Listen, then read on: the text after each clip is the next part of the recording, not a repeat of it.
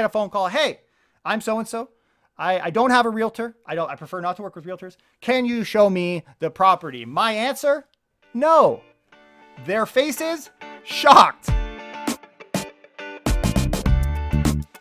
Good morning, investors. Bradley here from Watson Estates, and you're listening to the largest, fastest growing podcast for Toronto real estate on iTunes, Spotify, and Google Podcasts. Why have we reached number one? Because we love to go where no real estate agent goes. And today we're going to talk about steering, the practice in our industry, breaking down a recent documentary, a film put together by CBC Marketplace, showing that realtors are maybe working in the best interest of themselves in competition with their own consumers. We're going to break down what they talk about and then give you the real estate angle so that you have a better picture of what exactly is going on, not just from the one perspective, but hopefully from several. And that's exactly why we're here. If you could, please hit the like button and subscribe if you haven't already. Support the channel.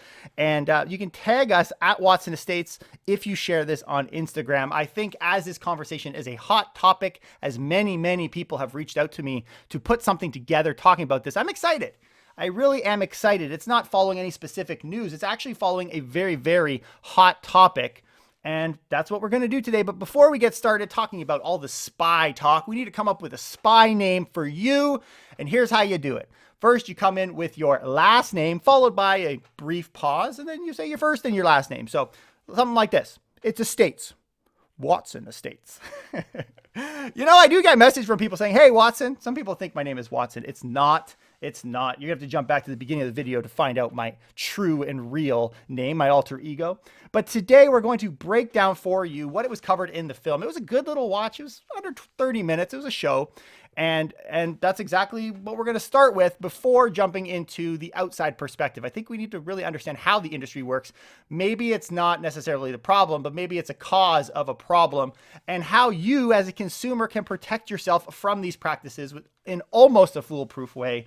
But if you don't want to stick around, that's cool too. If you're going to, please support the show. Hit that like button, leave us a comment. You can send this to a friend on Instagram. Tag us at Watson Estates if you're going to let the public know about it.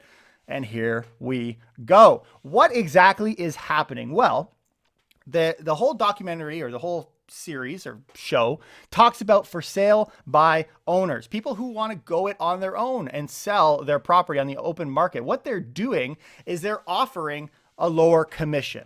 So whenever you put up a listing, you say, hey, we're going to offer you 1%, 2.5%. If you're feeling generous, 10%. Why not? Whatever you want, that's determined by the listing agent and the seller, and they put that on the listing. Well, in a market where you usually is a very soft term because we're not allowed to formally say there is a normal amount or a basic amount, the regular amount. You're not supposed to use that terminology, but it is typical in Toronto to see 2.5%, more common than not. And what that's doing is it has naturally upset agents because we're not offering you the commission that you're going to get from many other properties. So what do? They turn around and refuse to show the property, to do everything they can to turn their clients whose interest they're supposed to be working in a different direction. And the statement is 1% on the property that we're showing today is $14,000. How greedy an agent do you have to be to not be okay with $14,000? Yeah, it's not $35,000, but it's still $14,000.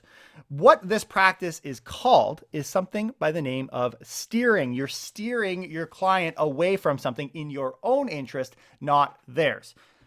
In practice, let's say you have a property that would fit their criteria perfectly. It's the exact home that they want. But me as an agent, I say, no, let's go somewhere else. I think there's a better option for yada, yada, yada. But the real reason for it being that my commission is at stake. Well, the other thing that I heard them mention in the show that wasn't really highlighted as an issue is you're not allowed to say a standard commission. So when you're having a conversation with your realtor, they're not supposed to say, oh, this commission is standard. I don't know because I haven't sat in many other listing agents presentations, but I would think that it's possible that that is the perception that's given out there. I believe we as agents are supposed to set our rate based on the service that we offer and what we can do for our client, not based on what everybody else around us is offering. And not only that, but realtors continue to warn consumers, sellers, about ever working with people who are going to give discounts or offer a lower commission specifically to buyers. They say if you offer a lower commission, they're not going to come. And that's a bad idea. I highly recommend you offer that 2.5% in this example. And the example that they gave on how realtors are dissuading or steering customers away, there were two. One was blatant lying to their buyer that the seller didn't confirm an appointment. Within this film, within the show, they talked with both sides, the buying and the selling side, so that they had this kind of full story. And apparently no phone call was ever made. No appointment attempt was ever made to this seller who's trying to sell their own property, which was, according to the show, a blatant lie. Is lying allowed in this context? No, you're going to find out really quickly a lot of these practices are very, very wrong. And so that's why it's unfortunate that they managed to find a couple examples of realtors who are doing things like this. Another agent said that the home was listed $200,000 overpriced. When questioned after the show, they continue to say, yeah, well, we still believe it's $200,000 overpriced, but that would be naturally another way to dissuade someone from wanting to see it. And then when they did show up to look at it, they say, oh, we're going to talk about some other listings. Let's keep moving along because I don't want to deal with this listing. Why? The underlying message is because of my commission. But I believe there is other factors at play too, but that's the essence of the show. They called many agents and they found, based on the show, 88% of agents called were given proper information, encouraging sellers to offer full commission to the buying side. If someone calls me today and says, I want to list my house, how much should I offer the other side? In a market like Toronto, my suggestion would be 2.5%. So I fall within that 88%. Does that make me bad? Or does that come from the honest truth in my heart that coming down on that commission amount could impact your marketability? Is that a bigger problem because there's other agents that won't come because of this problem of steering? Probably, maybe. But so I guess to take it out of perspective here, if I'm going to advise a client, recognizing that this is an actual thing, there is this common understanding that it could hypothetically happen if you've got agents. I have heard of agents, I don't know any specific folks, but I've heard of agents who will be looking at properties and actually within their criteria avoid sending ones that are below the commission amount. So we as a seller don't want to be in a situation where that happens. We want to put the most exposure for your property. So with recognition that people will look out for their own interests, we'll talk about why shortly. Let's market your property properly and offer the commission that is generally expected within our industry. The film also accuses the industry of trying to avoid, quote, innovation by commission cutting. I found that to be a very comical term. I've never heard that before. Innovation by commission cutting. Since when is commission cutting considered innovation? When's the last time you had a new iPhone come in cheaper than the one before? Ooh, they're being innovative. They're giving a discount on their phone. Innovation in many ways comes actually the opposite direction. We start to see a higher price point. And cutting commission is not innovative. People have been trying to undercut commission in various markets for a very, very long time. But I think there's this perception in the market that if I have an agent who's cut their commission, they're innovative. They're looking out for me and therefore they're better. They've moved further along. And they give a specific brokerage a mention here. And they're talking to this kind of a la carte service brokerage. They call themselves a discount brokerage. So you can get it for a lot less. You see realtors in certain markets advertising, list your house for 1%, or you have legitimate for sale by owner companies involved as well. But that they went out of business in this show in under 2 years. So they couldn't make it. The reason is because apparently there's a prejudice or people are not showing those homes because of this, and therefore they get crushed. But many discount brokerages offer 2.5% as well. So this is really, the discount generally happens on the side of listing. So that I already thought was a little bit fishy. But one thing that many people don't realize is if you're going to list your property, even as a for sale by owner, these are actual brokerages. They're not just a company where I'm selling my own house. They're letting you sell your own house. They're letting you do a lot of the work, but they are set up as a brokerage. What that means is that if there are complaints through RICO, they are liable. They are responsible for that listing. What kind of business would thrive where the customer can do all the work and I am responsible for the issues? Obviously, somewhere in the mix, there are lawsuits, there are challenges and issues, and I personally believe that's why they don't make it. That's why they don't make it. But granted, there is a discrimination towards for sale by owners. But before we talk about how to avoid that, let's talk about some of my thoughts. I believe, though, yes, this is kind of something that happens in our industry, I believe the film is definitely overstating the issue. Definitely.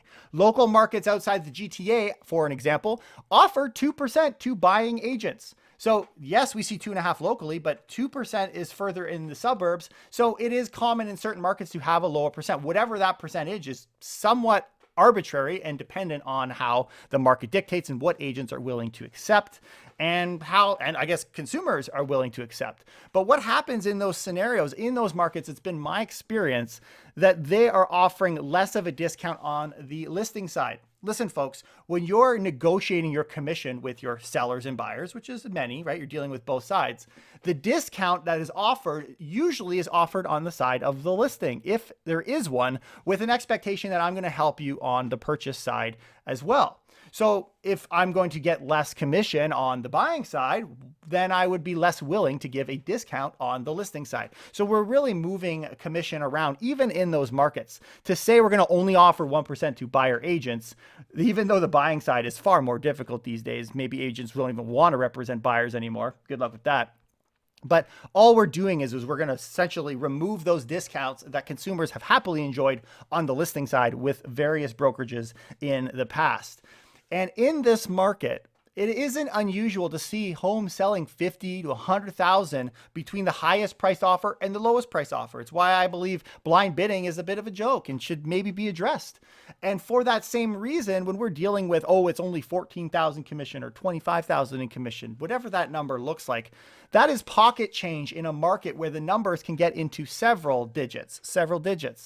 And so what should be more important is that bottom line, the amount that you sell and have in your pocket at the end of the day. Don't get so caught up in listing a property and getting 200,000 over asking. Be excited about getting the highest sale price on your street. And in my experience, looking at it kind of from a larger perspective, increasing your commission, so instead of 2.5%, we're going to offer 3%, doesn't actually have much of an impact.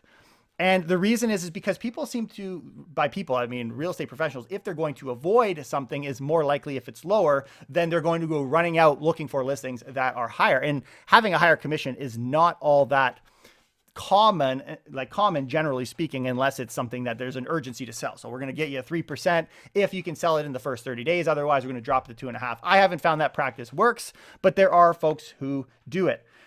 Also, for sale by owners, the group in which they're working with here today, because obviously that would be bad news if they partnered with a realtor. Realtors would not want to have their name linked to kind of phishing other realtors. But the for sale by owners is a very small portion of the listings that are on the market. My thinking is because they don't work. You can think about it however you want. I know there's a lot of people who will stand on the side of, I can sell my own house if I want to. Naturally, if and when steering does happen, is uncommon because they're a very small segment of our overall market. So this perception that this is rampant and realtors are screwing their consumers left and right, not necessarily true. Not necessarily true. If you pick that one category where there could be a risk of that, then you might find some bad apples. And that's exactly what they did. If anything, CBC Marketplace should have just asked us, dude, give me a call, man. My number is published all over the internet. Don't get any ideas. They didn't need to go undercover. Spying is just creepy, man. My neighbor, she thinks I spy on her, but I tell her otherwise, but she's in the shower. So why would realtors, I'm happily married, by the way, jokes, people, dad jokes, creepy dad jokes. Why would realtors care about commission? Man, what is it? Is that what you live on? Come on now. In our industry, most of the negotiations happen, as mentioned, on the selling side, and many will agree to reduce their commission with an expectation and assumption that our market generally agrees we're going to pay a cooperating commission, a buyer agent, a commission of 2 to 2.5%. So if now I've given a discount to the person listing their property, in exchange for knowing there's going to be an opportunity on the other end of this rainbow, this highly competitive multiple offer rainbow, that I'm going to now not get paid for that doesn't sit very well. That shouldn't sit very well. And that's exactly the situation that realtors find themselves in some cases. Many agree to reducing selling commission in exchange for the buying side. If the buying side also reduces the commission, you ain't getting paid for anything, folks. Enter the for sale by owner. Now imagine that they find out that the cooperating side is at risk. Now you've got nothing to show for your reduced commission. So does it happen? Yes. And how do I know? This is how I know. I'm not a for sale by owner. I've dealt with for sale by owners. I actually enjoy it. It's a lot of fun. It works out quite well for my clients, put it that way. We've done episodes on that, but we won't get into that today. But because I see how many people call me when I have a listing to book appointments without their realtor, follow with me here. When I have a listing with no open house, during COVID, it was very obvious because there was no open houses taking place. I get a phone call. Hey, I'm so-and-so. I don't have a realtor. I prefer not to work with realtors. Can you show me the property? My answer, no. Their faces, shocked. Can't see their faces. We're not doing Zoom calls for these calls, but they are absolutely shocked. Many agents will take that opportunity to get a quick buck. This is a customer they're looking to buy. And the reason the buyers do that is they think that there's an opportunity for a discount in the price. In some cases there are, but at what cost? There's this very heavy cost for making that jump. We'll talk about that as well. But they're surprised. They're genuinely surprised when I say no. The reason is because the only way I'm going to book an appointment with you is if we have a buyer representation agreement, if I am working contractually with you as a buyer. And obviously the reason you're doing it is for a discount, zero commitment to the real estate professional you want to just see and run. And we don't work like that. Many brokerages, many realtors, especially new ones, they will fall for that. You only do it so long. And so you can get away with it. And I often will say, you know what, if you don't want to work with our team, just call some cheap agent somewhere. I'm sure somebody will be willing to do it for you. And that entire scenario is exactly where we have this problem come up. That type of relationship. I don't know you. I want a deal. I don't want to commit to you, but you can show me and you can make some money. Do you see how there's kind of this, it's a monetary exchange? I'll give you an analogy in a minute that will maybe clear things up. But my response, very unusual, and an instant solution is I tell them they need a buyer rep agreement to book an appointment with one of our team members. The BRA, the buyer rep agreement, resolves the tension between buyer and buyer agents. That's why we have it. That is exactly why that document exists. It outlines all of it. Once you have a buyer contractually agreeing to cover the difference in the commission, you'll be comfortable to show them everything and anything. Because if I have an agreement with you that you're going to pay me up to 2.5% and we find a listing that is saying they're only going to pay 1%, I don't care. Whether it comes from the seller or comes from the buyer, I'm still going to get paid. I have zero interest in ever dealing with commissions because it's already been dealt with in the buyer rep agreement. But are you as a consumer comfortable with signing that document? Because many nowadays are not. There's a big loophole where you do not need to have one of these documents completed until you submit an offer. That's exactly how these play out. And nobody, therefore, wants to commit until I'm ready to submit an offer. I don't play those games, so I don't get into these scenarios. But there are agents who do. The industry used to be based on relationships. Now it's based on getting a quick deal. And it drives me nuts. Drives me absolutely crazy. You really expecting me to show you that house? I don't know you. I don't know you. For the protection of my sellers, I ain't about to do that. I had the right to. I would still be responsible for you as a client if I did that. And I'm not prepared to take that out and take those risks with my brokerage. If you want to, go ahead. Collapse in the next 2 years. Oh, getting a little off tangent. But here's an illustration just to put it into some perspective. Realtors, they're the guys. They're suave, right? They want to take you out. They want to get to know you a little. And the consumers, they're the ladies. They're the ladies. Play with me here, okay? I don't want to get into all these side discussions, but we're just for analogy purposes, we're gonna stay not woke. So before, the traditional real estate agent is, I want to woo you. I want you to come in. I know I woo you every time you hear my voice. Aha. But I want to build a relationship with you. I want to get to know you. I want you to get to know me. I want to be viewed as kind. I want to support local charities. I want to do the things that realtors get in the business to do. I am a community member and I care for my community and for my consumers above all. But now what we're starting to see, this game has evolved where realtors are scared to ask you out. right? I want to ask her out, but I'm a little nervous. I don't want to do it because she knows she doesn't have to date me for us to spend time together. And consumers think they're gross. The realtors, like, you guys are disgusting. I don't like you. There's this perception every time these documentaries, these series come out, conversations like this, there's this kind of further bad taste in the mouth of the consumers. And so I don't want to work with you anyways. Stay away from me, right? And so they want to keep their options open. I don't want to deal with a realtor. This isn't in every case as well, but in some cases, no longer do I want to deal with a realtor. I'm going to keep my options open. I'm going to do it on my own. It's nothing serious, but if he's got a nice house, I'll let him hit it. That's the perception. It's a Tinder generation in real estate.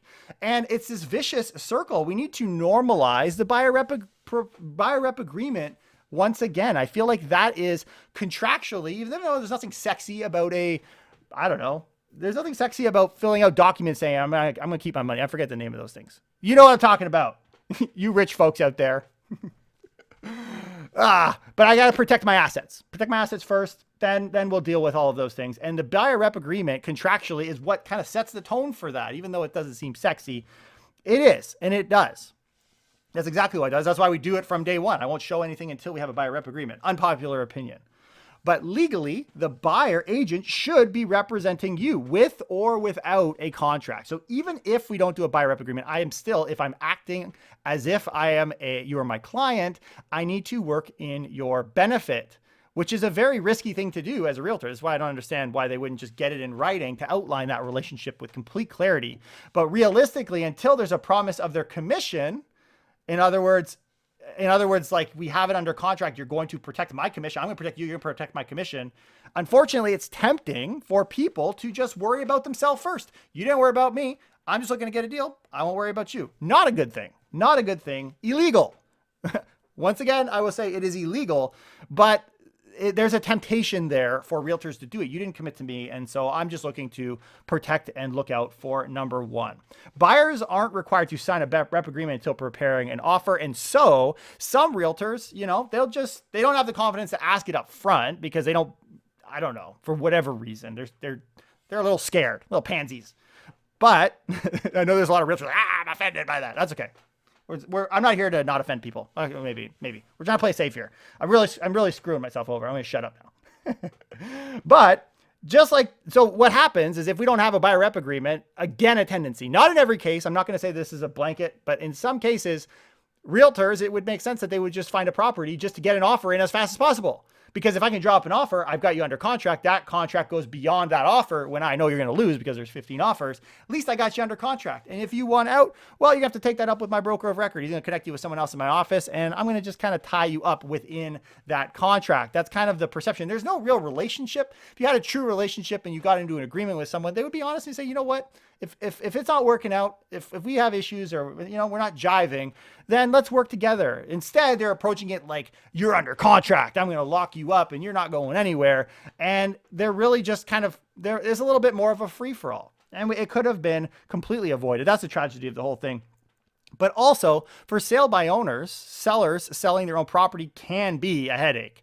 I mean, I know it's maybe it sounds mean coming from a realtor, but trust me, they can be a headache. Every time I've worked with them, I've had to do paperwork on both sides. There are companies who have those that can help them with contracts, but it just feels like in the negotiation, I have to kind of support them, and that drives me a little bit crazy. But what people don't realize is the commission in the confirmation of cooperation. So part of my offer is this document called the confirmation of cooperation. In there, it outlines who represents who and the commissions that are payable to the buying side.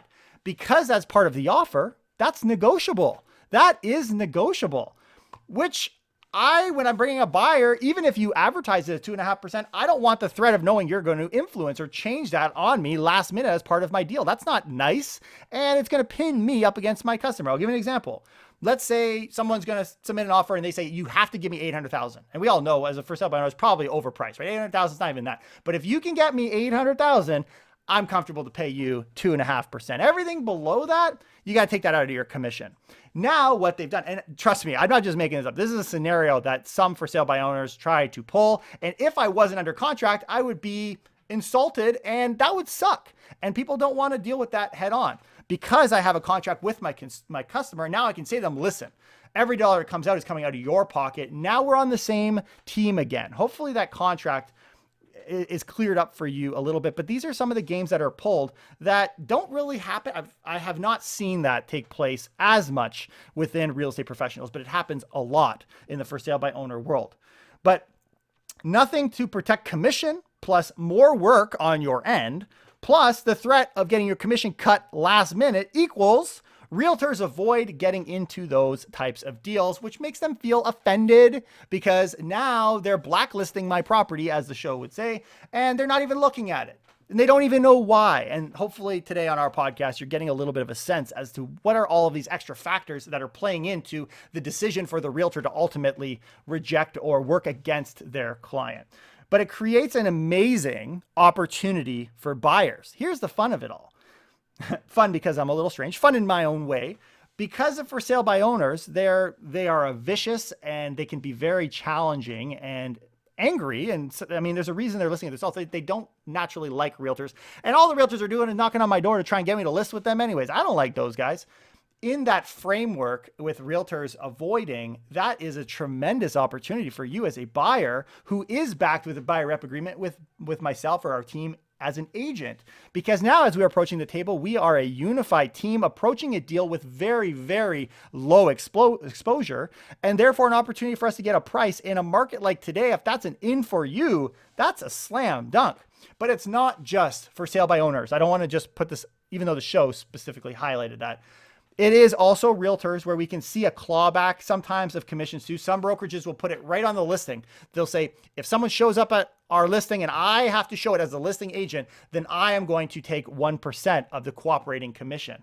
We don't see this as much in Toronto and the GTA, but when you go out in the suburbs and the outskirt communities and cottage country, we got all these Toronto folks that are kind of ditching their realtor to run out and get a free showing. They're trying to protect their commission, and that's how they do it. Well, me as the buyer agent, I'm going to say, well, hey, if I'm not under contract, why am I only getting 1.5%? Because they're deciding as 1%. It's right there on the listing. So this happens as well. Protect your commission, get a buyer rep agreement done. Protects the consumer, protects the realtor, avoids almost all of these conflicts as best as possible. And it's a reason why these documents have been created. That's why. The irony is if agents would just only show properties with those they have under contract, they wouldn't be prone to being used by consumers. So if you didn't set yourself up to do this, if you just did your job and did it according to the legal way to do it, the proper way to do it, establish a relationship, educate the consumer. What's the difference between a consumer and a client? Some people don't even know that. And how does a multiple representation situation work? To put to bed the consumer, client. Consumer, you just got to be nice to them, essentially. Clients is a fiduciary duty, very much like a lawyer. There's a question, are we like used car salespeople? No, we are very much more like lawyers. Are there slimy lawyers who don't follow the practice? Yes. Do we see them as much in the media? Maybe not. Sometimes we do. But we, based on the contract, based on our duty, we look far more like representing you as a lawyer than trying to sell a product or service from someone else to you, working against you. So it's very much a different idea. But here's a few ideas to fix it. I thought, you know what? Entertain me. I'll share with you a couple ideas that just come off the top of my head.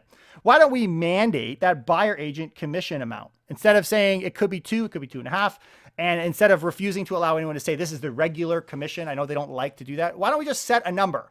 Unpopular opinion. Is that something that could work? I don't know. Talk about it. Is that an idea? Maybe. Number 2, maybe we require all buyers to work with a buyer agent and be under contract prior to viewing units. Instead of putting the onus on the realtor to have the document done before the offer, we just say generally, in order to protect you, to protect me, we have to do a contract at the beginning before we show. You can do a contract on one property, by the way. You don't have to do it on several. You can do it on any one property or 2 properties. You can just list them. But having that in place, but again, in this culture of I don't want to commit to you, I want to be free to do my own thing because I don't like you anyways, it's very hard to get something like that. So idea number 3 is shut up and stop complaining because you can't commit, ladies. Moving on. We're going to get off of that analogy. Here we go. The tragedy, the docu-series or the show, they make people not trust realtors further. This is kind of an idea. It perpetuates this problem. When you show that there are holes, though they are few and far between and they are illegal, it puts this overall anger towards our industry, and that hurts it because it removes this commitment to the industry and it creates this further problem. In my opinion, there would be far bigger fish to fry than this particular one. I'll give you a couple just off the top of my head. Number one, how about sneaky practices like we'll sell your house or we'll buy it? That idea, you are now, I'm on your team until I'm not on your team. I can buy your property. Where's the conversation about that? Or how about multiple offer practices? Yeah, I didn't tell you what the price is, but you better not have an inspection or your offer is not going to look as good. Conversations like that happen all the time at multiple representations, and they should not be. Also illegal, not conversations that we have, but ones that I hear. They kind of ruffle feathers. I'm trying to ruffle a little bit of feathers, I guess, in the industry on that one. But you're not supposed to discuss the details of the offer today. Maybe we open the blind bidding and we allow it to do it. But as of right now, you're not allowed to. It's for consumer protection. How about wholesaling? The wild west of real estate. You don't have to be licensed. You can buy and sell real estate. Where's the regulation in there? Opportunities, once again, for investors and a lot of competition, but no regulation. And so we kind of ignore that. Not much there. Also, money laundering in our market, an ongoing issue. Money trafficking, you bring it in, you park it in real estate, you hide under a corporation, all these shell companies. There's a talk about that. That's a bigger fish to fry than some of the ones that we can be totally addressed if we're able to, discuss contracts and making sure people do their job properly. So back to my point. Realtors, agents are not, I guess they're not agents. The brokerage is the agency, but they're not like car salesmen. They are legally required to represent the interests of the buyer above their own. That's key. But with power can come crooked people, like any industry, right? It's why agents put their face on business cards. You ever wonder why all the agents, even us ugly ones, put our face on the business card? It's not because we're a 10 out of 10. It gives that relationship. It's the reason why the podcast is super helpful, because you get to know who I am, you get to know my thoughts, and you get to build that relationship. The business card does that too. And realtors, as this perception of being slimy, if I can see their face, that perception from a psychological side, it actually gets removed. But there are approximately 85,000 realtors in Ontario, and I assure you, they are not all corrupt. There are very good realtors out there. I see them all the time. You just need to find somebody that you can trust. And if you find someone who is not trustworthy, who is in breach of these things, as we've educated you on some of these issues, bring it up. Bring it up to RECO, the Real Estate Council of Ontario. They are the regulator. They are the hammer that comes down, sometimes very hard, on real estate agents. And you have that right as a consumer to report them. Avoiding representation is actually what causes the problem. This steering in some ways, and I'm not victim blaming here, but this steering in some ways comes as a result of this avoiding representation. So I'll give you an example. You want to cut out your realtor, and so you're going to approach them directly, because if I can get there directly, then with the listing agent double ends it, I get a deal, win for everybody except the guy that got screwed, but we're not going to talk about him anyways. I kind of didn't like it. We smelled a little bit, but what ends up happening is then you find yourself being represented by the same agent who's selling you the property, who has a direct interest in that person selling the property and getting the deal done with you as fast as possible to get more of a commission. So all of these, and what you essentially do is there's this blurry line. Multiple representation is also its own kind of beast. It's why the REBA 2002 document we've been working on has been updated to this thing called TRESA, Trust in Real Estate something or other. Too bad other wasn't an A, or it actually would have fit perfectly. But this TRESA document is going to come out next year, and it's going to pretty much increase the punishments and the fines and really outline the way these relationships are supposed to take place. The conversations to improve our industry are ongoing. They're moving very quickly, and they are being looked at, and suggestions are being made by the public, by the real estate industry. Just because we have some folks that don't follow the rules doesn't mean that it is widespread. In fact, before the show aired, I got an email from the Ontario Real Estate Association, and here's what they said. Dear AREA members, tonight CBC Marketplace will be airing a segment on the issue of real estate registrants steering consumers away on commissions. The kind of conduct covered in the segment is deeply troubling and shines a negative light across our entire profession. Let me be clear. Steering is illegal. They're saying it. Steering is illegal. They're reminding, according to REBA 2002, which is still in place, and subject to penalties from the RECO that may include revoking your registration, your license. Any realtor who witnesses steering in the marketplace, report that behavior immediately to RECO. To anyone engaged in steering or other unethical practices, stop. Very harsh words. There is no room in our profession for realtors who violate the trust of consumers in pursuit of profit. That's why, going back to 2016, AREA fought for changes to REBA, increasing fines, penalties, and enforcement for anyone who breaks the rules. These changes will make it easier for RICO to kick those who violate the code of ethics out of the profession, including registrants who steer consumers based on commission. We expect these changes to come into force in 2022, and AREA will have more of an update for members on this in the coming months. No, didn't hold back. As a profession, this is disgusting. It's disgusting, it's illegal, and it's wrong, and people should be removed for doing it. Does it happen? Yes, it does happen. Like any industry, when you have opportunities for power, some people misuse that power, and it's extremely unfortunate. That's why RICO exists. So here are the recommendations that the broadcast had on solving the problem. The first was to separate commissions so buyers pay for the agent and sellers pay for their agent. That's one of the discussions.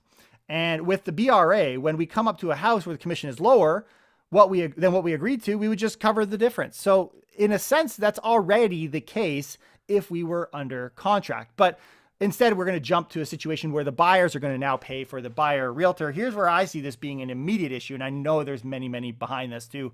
But just to give you the high level, currently, when you sell a property, you're getting the value of your home. The seller is responsible for 5 to 6%, covering the commissions of both realtors and the lawyer, generally.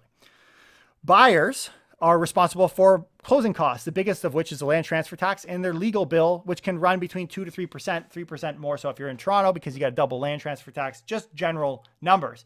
What that point is doing is moving, it's flipping it. Now, instead of having 5 to 6% to sell your home, it's 2 to 3%.